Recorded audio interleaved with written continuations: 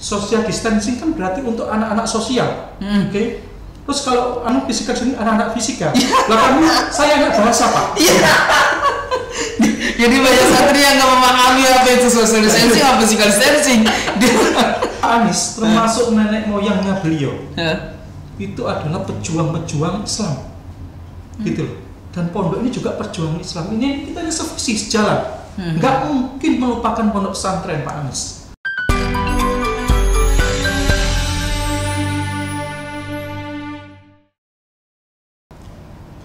Assalamualaikum warahmatullahi wabarakatuh.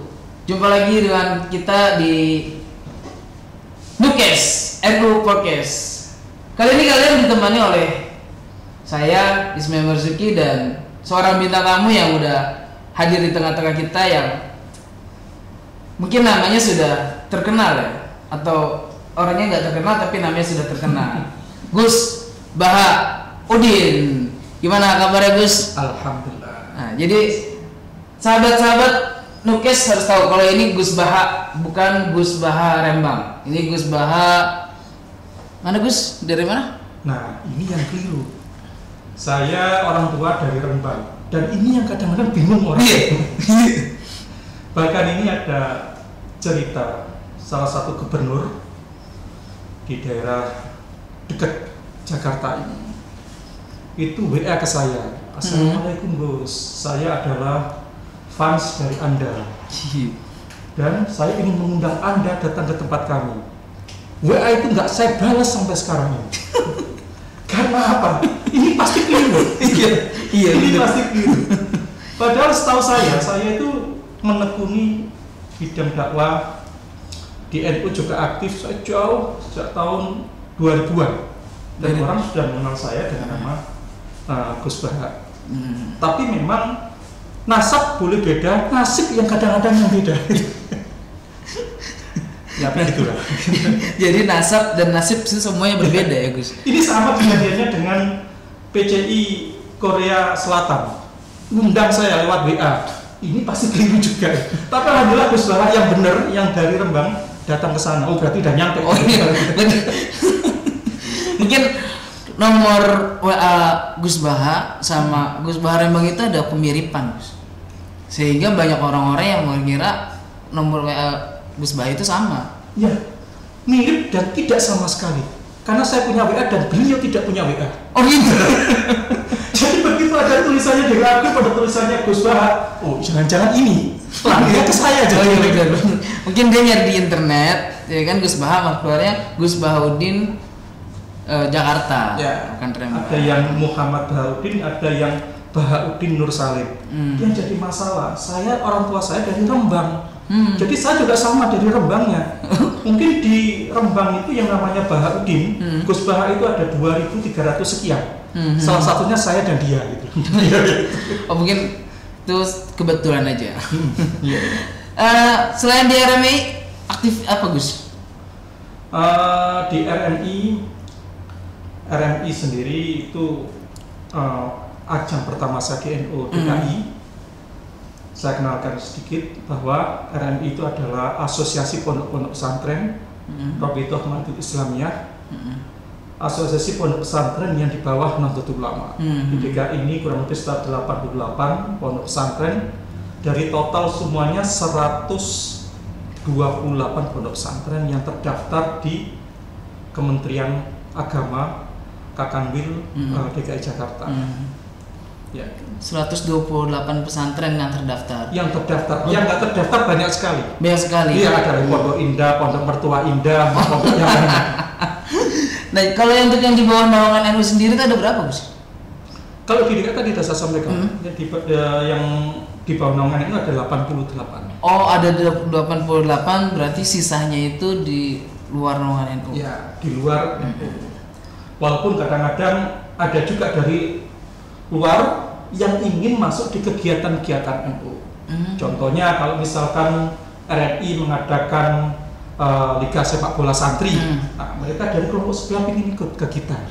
Oh, dia NU itu kayak apa sih? Oh, dingin ternyata. Nah, mereka mulai mengenal ke kita. Ya mudah-mudahan lama-lama seluruh pondok pesantrennya dan kiainya akan ikut NU. Nah, setelah gimana dengan kegiatan di pondok pesantren sendiri, Gus? Pondok pesantren Asy-Diyqah, yang mana kan memang tuh santri dari awal COVID itu kan dipulangin semua ya, Gus? Ya, di pondok pesantren Asy-Diyqah di situ Bapak Mudirul Am atau pendirinya adalah Bapak Kiai Haji Nur Ahmad Iskandar SG. Saat ini Khodimul Ma'hadnya adalah Kiai Haji Ahmad Mahfuz Iskandar. Saya sendiri sekretaris di situ.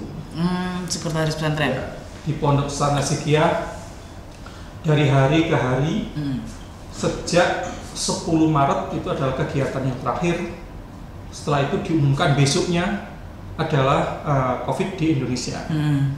Dan memang santri setelah itu banyak yang pulang. Ditahan beberapa memang khusus untuk melaksanakan Pembelajaran. bukan doa riyadhah. Oh, jadi ada beberapa yang pulang, ada beberapa yang menetap di pesantren. Ya, kurang lebih yang bertahan di pondok itu sekitar 150-an. 150 santri yang menetap di pesantren. Ya. Dari total berapa santri, Gus? Dari total sekitar 1000 santri. ke 1000 santri.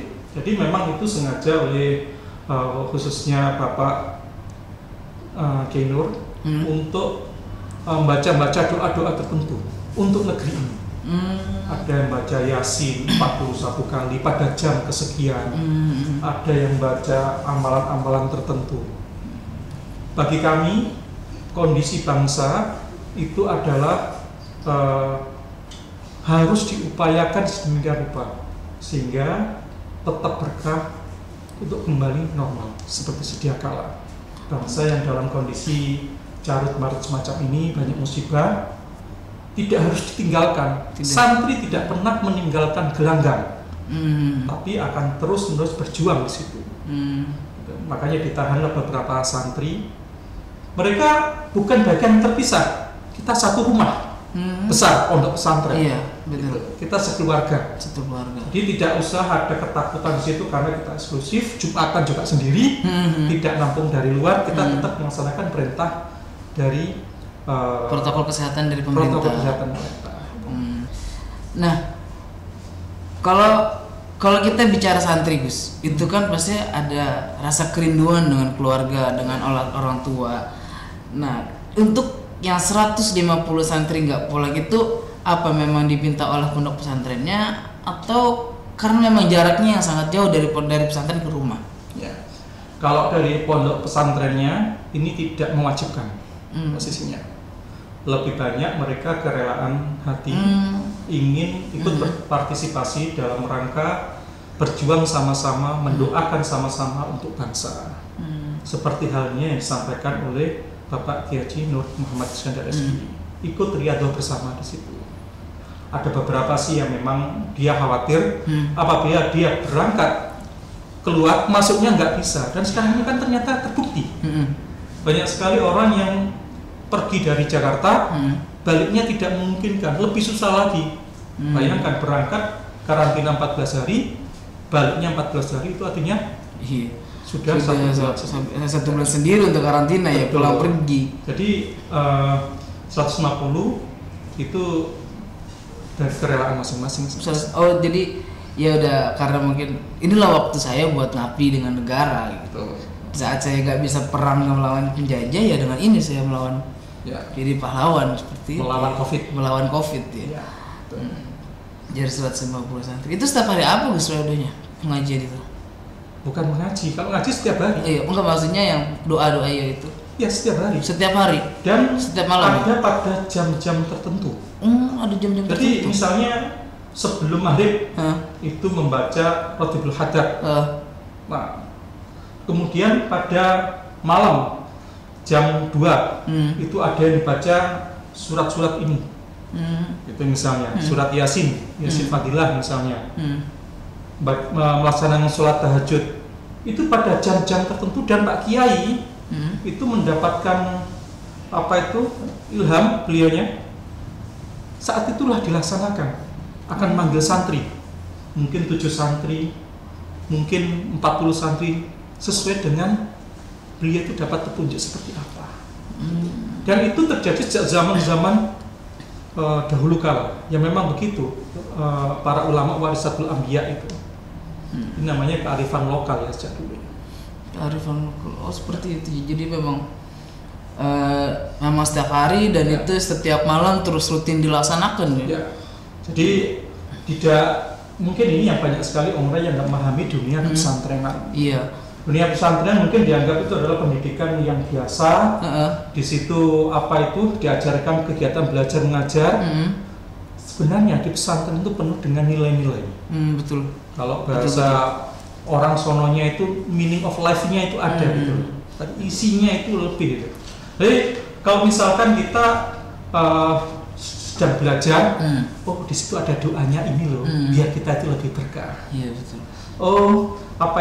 Apabila kita makan bareng-bareng, tidak hanya sekedar membacakan doa, kita apabila makan bersama, di situ akan lebih berkah seperti hadis-hadis Rasul ini. Benar. Nah itu yang dilakukan di pondok-pondok pesantren. Jadi memang yang kalau orang-orang yang di luar pesantren yang cuma sekedar sekolah rumah ya mereka nggak mengalami hal yang seperti itu, bahkan di luar dari kegiatan yang amalan-amalan atau doa-doa khusus gitu kan, bahkan kehidupan pesantren itu jauh lebih indah ya. Bisa dikatakan jauh lebih indah karena memang banyak cerita yang lebih lah, karena memang kita 24 jam di situ ya. Dan banyak sekali orang yang mengira pesantren itu adalah tempat pembuangan sampah anak. Betul. Itu salah besar banget. Pesantren itu adalah penuh humor, penuh keceriaan, dan apabila kita ceritakan hal-hal yang susah menjadi ringan dan membuat kita semua bahagia. Ya memang kalau kita bicara pesantren pun terlalu banyak. Ya saya pengalaman sendiri di pesantren itu banyak banget cerita-cerita yang konyol, cerita-cerita yang apalagi kalau setiap santri kalau tidur itu aduh udah nggak bisa diungkapin pokoknya ketawa aja kalau ada cerita-cerita kayak gitu. Nah setelah per 1 Juni kemarin itu pemerintah menetapkan new normal secara umum, baik itu secara sekolah. Nah cuma kan pemerintah itu tidak menyebutkan new normal di pesantren. Berarti kan ada kelupaan antara pemerintah dengan pesantren. Sedangkan di PBNU sendiri itu menerbitkan new normal pesantren. Ya. Itu protokolnya itu seperti apa, Gus? Jadi sebelum kita lari ke protokol, kita harus membahas dulu mengenai COVID itu sendiri. COVID itu penyakit menular. Apabila satu sama yang lain itu tidak melalui droplet. Harus ada social distancing, harus ada physical distancing. Nah ini di pondok pun ini ada masalah gara-gara istilah itu. Iya betul. Istilahnya begini, ada anak santri diumumkan bahwa di pondok pesantren dilarang untuk terlalu dekat berkerumun, harus menjaga physical distancing dan social distancing. Kalau tidak akan kena denda, dihukum. Nah, suatu saat ada anak yang keluar, dia tetap berkerumun dengan teman-temannya. Ditegur sama kiainya, kan sudah dibilang kemarin tidak boleh, harus menjaga physical distancing, harus menjaga social distancing. Saya sudah tahu Ustaz, tapi saya nggak masuk itu. Lu kok bisa? Social distancing kan berarti untuk anak-anak sosial, oke? Terus kalau physical distancing anak-anak fisika, lah kamu saya anak bahasa Pak. Jadi banyak santri yang nggak memahami apa itu social distancing, apa physical distancing. Nah itulah kejadian-kejadian yang di pesantren. Iya benar-benar. Benar. Protokol-protokol di pondok pesantren itu intinya adalah kebersamaan. COVID itu mengingatkan kepada kita semua untuk meruntuhkan kata-kata aku. Oh ini rada sufi dikit nih. Meruntuhkan kata-kata aku. Ya, keakuan kita, kekamian kita ini diruntuhkan dengan adanya COVID. Dijadikan menjadi suatu kebersamaan, bareng-bareng, gitu Pak. semuanya dilakukan bareng-bareng. NU ini kan semuanya bareng-bareng. Orang ingin selamat namanya selamatan. Iya betul. Mauludan bareng-bareng namanya mauludan. Iya benar. Iya kan? Iya iya. Syukur-syukuran bareng namanya syukuran. Iya. Itu NU. Dan pondok pesantren adalah NU kecil dan NU adalah pesantren besar. Di pondok pesantren itu adalah kebersamaan. Artinya apa? COVID itu menunjukkan kepada kita semua, hei, kamu jangan lagi aku, tapi sama-sama. Ini harus kita bareng-bareng ini. Iya iya. Gitu loh. Iya. Sudah cukup jelas kok. Dawuh dari ulama-ulama kita terdahulu itu apa? Kalau orang yang alim itu cukup diberi isyarat, maka dia akan sadar. Tapi apabila ada orang yang bodoh, bahkan dia dihantam pakai batu pun dia nggak akan sadar. Gitu loh. Semoga kita semua menjadi orang yang alim, yang diberi isyarat dengan COVID ini menjadi sadar. Jadi tahu. Ya, dan kita menjadi bersama-sama. Kembali lagi ke protokol di pesantren tadi. Sebenarnya itu di NU atau di pondok pesantren sudah biasa. Kaidahnya cukup jelas. Al-muhafadzatu 'alal qadim shalah wal ahdu bil jadidil islam. Dan itu kan new normal. Kita sudah diajarkan kalau kita hidup di tepi sungai, maka diajarilah kita berenang. Iya. Pondok pesantren mengajarkan itu. Apapun ilmunya, kita selalu diberi untuk bisa survive dalam hidup. Nah, sekarang ini bagaimana kita bisa survive terhadap pandemi COVID ini yang belum ditemukan vaksinnya itu. Nah, pondok saya rasa lebih bisa bertahan dibandingkan dengan lembaga pendidikan yang lain. Kenapa? Karena sudah diajarin itu. Nggak usah terlalu khawatir pondok pesantren akan menjadi pandemi terpadu sendiri. Yang penting ikuti aja protokol yang sudah ditetapkan oleh pemerintah. Misal datang sebelumnya di rumahnya sudah diisolasi 14 hari. Datang kemudian di rapid test dengan menggunakan kendaraan sendiri. Nyampe di pondok kemudian mereka akan dikarantina lagi 14 hari. Setelah di pondok tidak menerima percampuran dengan orang luar, diisolasi pendidikannya, mereka akan seperti keluarga. Coba kalau kita keluarga, suami istri, masa sih kita tidur sambil pakai masker gitu? Kamu ketawa karena kamu belum jadi suami istri. Ya kan? Ya kalau tidur pakai masker gimana ceritanya? Nah, itulah. Jadi kita adalah satu keluarga di pondok pesantren. Sebenarnya tidak pakai masker pun itu tidak masalah karena kita satu rumah. Betul. Itu pun di pondok pesantren tetap dilakukan pakai masker, menjaga jarak, physical distancing dan social distancing tadi itu jarak 1 meter. Itu Pak. Kemudian cuci tangan, pakai sabun selama 20 detik. Nah, kemudian disinfektan secara berkala pada tempat-tempat tertentu itu harus diterapkan. Berarti kalau untuk kayak jaga jarak itu di dalam satu kelas, berarti ada penambahan kelas dong ya? Untuk mengikuti luas, ya, berarti perlu penambahan kelas. Yang jadi masalah adalah ini Jakarta. Iya. Di pondok kami lahannya cuma segitu-gitunya. Iya. 1 hektar itu maksimal hanya untuk nampung 1.000. Dan Asri Tiap per hari ini sudah nolak santri, sudah tutup. Santri baru? Santri baru, karena yang daftar banyak. Sudah berapa memang? Sekarang ini kita maksimal menerima itu 300. Maksimal 300? Maksimal 300. Sebelumnya? Ya maksimal 300 setiap tahun. Karena kalau lebih dari itu dia akan seperti dendeng naik ke atas gitu. Yang ditumpuk-tumpuk. Ini kan kita memang posisinya sudah apalagi ini karena ada social distancing, ada pandemi ini gitu. Ini tentunya masih menjadi bahan pemikiran kita. Sebenarnya bukan hanya masalah itu, bukan hanya masalah protokol kesehatan yang diberikan oleh RMI NU, tapi adalah bagaimana kelanjutan dari pondok-pondok pesantren tersebut. Coba kita semua membayangkan tingkat kesulitan dari wali santri. pondok pesantren taruhlah bayarnya 1 juta. Iya. Orang tuanya begitu kena pandemi pendapatannya berkurang. Betul. Nah, akhirnya karena pendapatan berkurang, bayar SPP-nya berat. Nah, ketika mereka bayar SPP-nya berat, bagaimana nasib pondok itu untuk membiayai hidup dari guru-guru, membiayai pendidikan, belum bayar listrik, ditambah dengan beli masker, harus rapid. Tuh. Makanya ini yang perlu pemerintah untuk memikirkan juga masalah dari pondok pesantren. Iya.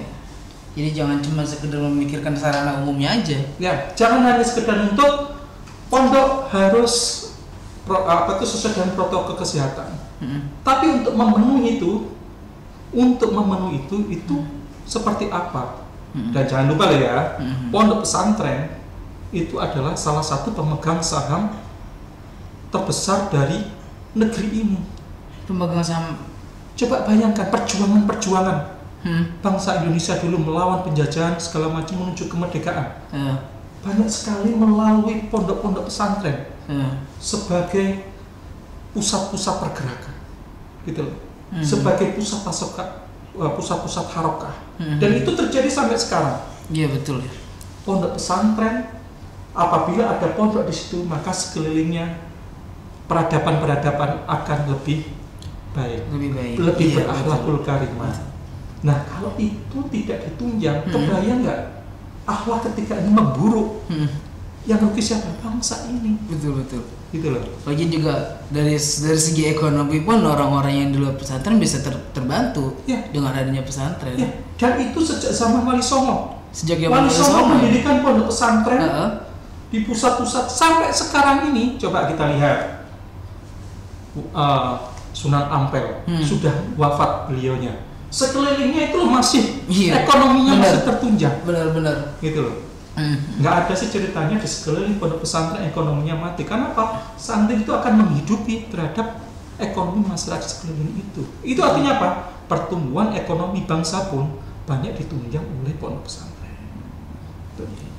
Jadi memang banyak ekonomi. Berarti negara ini bisa dikatakan berhutang budi dengan pesantren ya? Betul. Berhutang banyak. Tapi kenapa sekarang pemerintah nggak memikirkan terkait new normal pesantren? Itulah. Saya rasa kita perlu membicarakan lebih dahulu.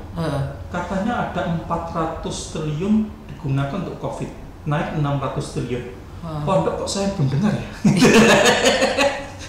Kecuali pondok indah. Jadi ini 600 triliun itu nggak ada ke pesantren sama sekali dong? Saya dengar 2 triliun ada, tapi saya ini untuk rapid test saja belum pernah dengar pondok pesantren mendapatkan rapid test di DKI ini. Belum. Tapi mungkin akan, tapi belum nyampe. Itu sampai saat ini nih? Sampai saat ini belum? Belum mendengar. Mungkin lupa kali. Atau dilupakan. Atau dilupakan. Emang biasa gitu Gus. Kalau kita bicara dulu banyak dilupakan, tapi ketika ada masalah dia kembali dengan NU. Nah, itulah kita selalu jadi mesin pendorong. Iya. Ini mobil mogok. Iya. Gus Baha sebagai ketua RMI NU DKI Jakarta, ya, bagaimana persiapan pondok pesantren di DKI Jakarta yang khususnya di bawah naungan NU itu untuk menyiapkan fasilitas-fasilitas menghadapi new normal pesantren setelah diterbitkannya protokol pesantren oleh PBNU. Jadi begini, saat ini memang kita dalam tahap sosialisasi ya. Kita rata-rata pondok pesantren di DKI per hari ini itu masih banyak mengalami kegambangan. Ya, gamang. Yes. Jadi mereka itu kalau buka itu bagaimana, kalau misalkan tutup juga bagaimana, gitu. Karena Pak Anies kemarin sudah menyampaikan pesantren spesifik itu dilarang buka selama kita masih belum menurun gitu. Dan sampai saat ini tadi barusan saya cek jumlahnya sudah mendekati 10.000. Nah, apabila tidak buka menggunakan sistem online jarak jauh, pondok pesantren tentunya ada yang kehilangan nilai-nilai. Iya. Ada pendidikan yang memang tidak bisa dilakukan dengan pola jarak jauh. Nah, ini yang menjadikan kegamanya. Nah, tapi kita sudah membicarakan dengan beberapa pondok pesantren dan juga beberapa pengurus. Memang kebersamaan yang tadi saya sampaikan di awal ini penting antara tokoh-tokoh masyarakat agama Islam khususnya NU, pemerintah, dan juga pondok-pondok pesantren itu sendiri. Ini harus ketemu. Kalau ini bisa memerankan masing-masing, seperti halnya yang dilakukan di Jawa Timur, itu bisa. Pondok-pondok pesantren sebagian sudah buka. Iya. Dengan mendapat yang balik ke pesantren. Iya. Lirboyo misalnya. Bagaimana mereka masuk itu sudah ketat berdasarkan zonanya. Kalau berasal dari zona merah, nanti dulu. Dari zona hijau silakan masuk. Ini kalau dari zona merah harus isolasi terlebih dahulu. Di rapid test terlebih dahulu. Rapid test perlu biaya dari mana? Gubernur bilang, tak biayai, saya biayai. Loh, kan enak semuanya, indah itu loh. Jadi memang harusnya gubernur berperan di pondok pesantren. Iya. Di DKI juga berperan, tapi mau sebentar lagi. Sebentar lagi. Itu masih mau, baru ada niat. Kalau niatnya lupa? Oh enggak dilupakan enggak. Karena ini ya, Pak. Karena Pak Anies termasuk nenek moyangnya beliau. Itu adalah pejuang-pejuang Islam. Gitu loh. Dan pondok ini juga perjuangan Islam. Ini kita sevisi sejalan. Enggak mungkin melupakan pondok pesantren Pak Anies. Gitu. Dan beliaunya menjadi gubernur karena banyak didukung oleh umat Islam. Iya, betul. Sebagai mayoritas di DKI ini.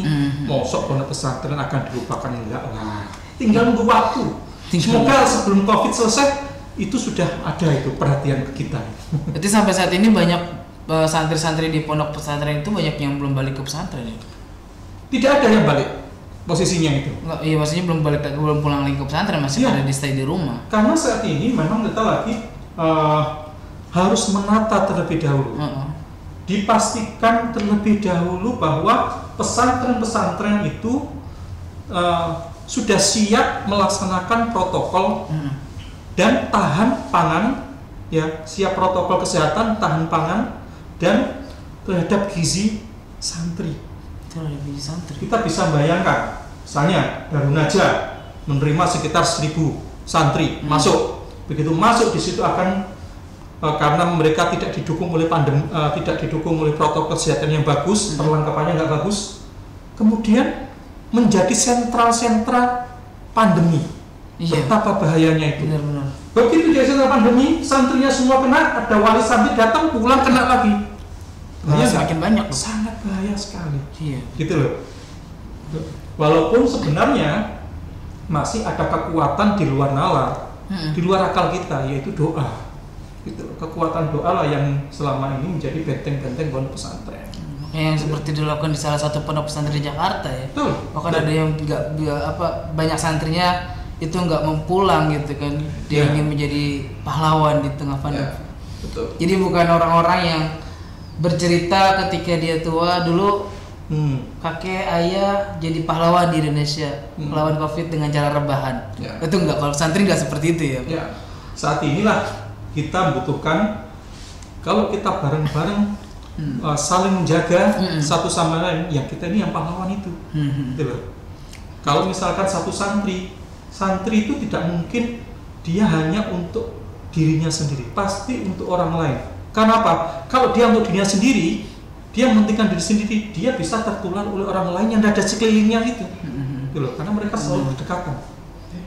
Mereka akan menjadi pahlawan kalau saya jaga diri saya jaga kamu. Iya. Nah itu loh. Iya.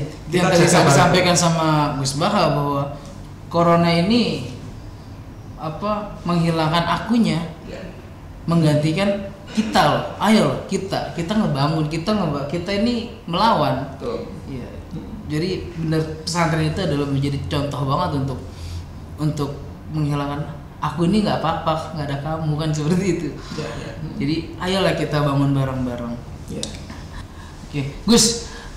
Kalau di pesantren DKI sendiri ya, dari pesantren sendiri, mungkin RMI punya data yang lebih valid. Kalau pesantren mana aja sih itu yang masuk ke zona hijau? Kalau yang masuk zona hijau nggak ada. Oh, DKI ini merah semua. jadi nggak ada. Kalau berarti saya pertanyaan saya benar dong ya. Berarti memang jawabannya nggak ada. Jawabannya. Jadi pesantren itu bukan hanya ya, memikirkan masalah lokasi. Jangan salah. Tapi in dan out-nya. Pondok pesantren bisa jadi berada di zona hijau. Tapi tunggu dulu. Santrinya berasal dari mana dulu? Oh iya. Nah, misalnya santrinya itu berasal dari zona merah. Ya ini bisa jadi harus khawatir. Oh iya. Mereka harus khawatir. Gitu. Cek dulu. Masuk di sini kondisinya kayak apa? Gitu. Jadi bukan yang kita melihat ini pesantren di zona hijau atau merah. Jadi yang kita lihat ini santri ini awalnya asalnya dari mana? Zona merah kah atau zona hijau kah? Ya, persis. Makanya kemarin ketika Pak Muhajir itu Pak Menko beliau menyampaikan lembaga pendidikan yang teraman itu adalah pondok pesantren. Itu benar. Gitu. Karena apa? Setelah dia masuk diawali dengan pencegahan, semuanya protokol kesehatan sudah dilakukan, masuk di rapid test terlebih dahulu, kemudian di sana dikarantina terlebih dahulu sehingga dipastikan di lingkungan dan orang-orangnya semuanya steril dari penyakit COVID. Kemudian dia melakukan pendidikan di situ setelah karantina itu. Mereka seperti keluarga. Beda kan dengan sekolahan, setiap hari keluar masuk. Ini dia sudah berdiam ada di situ. Kenapa sih sekarang ini banyak orang yang nggak mau menjadi semacam pahlawan gitu loh, untuk mulailah pendidikan dari pondok pesantren ini yang resikonya jelas-jelas lebih ringan, lebih kecil ya, lebih kecil untuk pencegahan COVID. Kan orang banyak ketakutan, nah itu kan tinggalnya serumah, itu sekian banyak orang, kalau tertular terus rumah, karena tidak menjaga protokol kesehatan. Itu orang luar masih bisa dengan mudah keluar masuk, sehingga kalau ada penyakit dari luar menular, ini akan menjadi mudah sekali terjadi. Nah kalau kita sudah melakukan, dan pondok itu ciri-cirinya disiplin dong. Ya kan, pondok itu cirinya disiplin. Kalau mereka sudah merasa disiplin melakukan protokol kesehatan, contohnya tadi itu yang physical distancing sama social distancing tadi itu. Saya bukan orang fisika. Nah, itu kalau dia itu sudah disiplin melakukan itu, dengan sendirinya new normal baru terjadi. Gitu loh. Jadi dia kalau misalkan ada yang melanggar, dia akan merasa terasing sendiri. Itu pondok pesantren. Gitu loh. Saya bermimpi sebenarnya. Pak Wali Kota yang mulia, Pak Gubernur yang mulia, dan segenap kepala Kanwil Kemenak, dimulai contohnya di pondok-pondok pesantren. Setelah pondok pesantren itu berhasil untuk dilakukan proses new normal ini, baru kemudian merebak di sekeliling-kelilingnya semua melakukan new normal. Oh iya, berarti memang disentralkan di pondok pesantren dulu sebagai pusat pergerakan. Sebagai pusat pergerakan.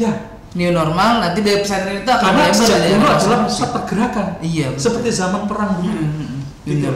Kalau itu dilakukan akan mengembang terus menjadi sentral, kemudian masjid juga sama. Iya, betul. Akhirnya akan jadi herd immunity. Kekebalan itu menjadi sama-sama gitu loh, saling menguatkan. Gitu. Oke, Ustaz, menarik dengan pertanyaan yang tadi Gus Bahas sampaikan itu. Kominfo bilang adalah pendidikan yang paling aman itu adalah pesantren. Ya. Menteri Menko. Menko. Pak Muhajir. Ya, Pak Menko itu bilang seperti itu. Berarti ada kesalahan dong ketika awal corona pesantren memulangkan santrinya. Kalau misalkan jadi gini, kalau misalkan santri itu tidak dipulangkan ke rumahnya masing-masing, otomatis pengurus pesantren akan lebih ketat menutup semua akses keluar masuk kegiatan, baik orang dari luar maupun ke dalam, dalam keluar. Berarti seharusnya pesantren itu nggak memulangkan santrinya dong? Ya. Sekarang bicara masalah memulangkan santri, ini memang kebijakan dari pemerintah sudah semacam itu. Kalau mereka itu ditutup, pendidikannya ditutup terus nggak dipulangkan, terus anak-anak mau kemana? Ini kan posisinya kan harus ditutup lembaga pendidikan. Dan memang saya melihat kepanikan ada di beberapa kebijakan pemerintah. Kepanikan semacam itu. Tapi yakinlah. Karena kegerumbulannya itu mungkin. Ya, karena dianggap berkerumun. Begitu terjadi dan memang ada beberapa pondok pesantren di daerah Jawa Timur, di daerah Magetan sana itu pondok pesantren jumlahnya 12.000 dan di situ sebagai pusat pandemi. Di situ ada yang sampai ke Malaysia jadi klaster sendiri. Ya karena nggak menerapkan social distancing. Coba kalau misalkan kerjasama antara dinas kesehatan dengan pondok pesantren seperti protokol yang dikeluarkan dari RMI TPNU itu dilakukan. Mereka langsung dengan sigap protokol dijalankan, ini bisa jadi kita nyontoh ke Thailand dan Vietnam yang saat ini nol, jadinya langsung digerebek menjadi eksklusif, tidak kemana-mana, berat ekonomi tapi hanya beberapa minggu, tapi kemudian berjalan dengan baik gitu loh. Jadi memang new normal. Jadi memang dari peraturan pemerintah untuk menutup semua lembaga pendidikan baik itu sekolah umum maupun sekolah pesantren ya. Ya, kalau sekolah umum saya nggak begitu paham ya. Iya, karena kan ditutupnya itu saya rasa banyak manfaatnya karena yaitu mereka percampurannya sangat tinggi. Betul. Interaksinya itu sangat tinggi. Beda dengan pondok pesantren. Iya, karena memang pondok pesantren dia mukim dan menetap. Sedangkan sekolah umum kan sama dengan keluarga. Iya. Suami istri. Iya. Kalau kita bicara pesantren ya memang keluarga, semua pun ya aib-aib santri itu dari santri ke santri tahu semua. Iya. Dia banyak banget kalau kita cerita tentang pesantren, pengalaman pesantren ya kan. Terus kehidupan di pesantren memang itu banyak. Oke Gus, mungkin kita bakal nanti bahas hal-hal yang lebih menarik lagi. Ya. Sebelumnya terima kasih sudah meluangkan waktunya Gus. Ya, sama-sama. Semoga kita sama-sama diberikan kesehatan, mampu menjalankan new normal. Ya. NU normal. NU normal. Oke, sahabat Nukes NU Podcast, jangan mana-mana, stay terus di channel kita. Jangan lupa like, comment, share, dan subscribe. Wallahul muwaffiq ila aqwamit thoriq. Assalamualaikum warahmatullahi wabarakatuh.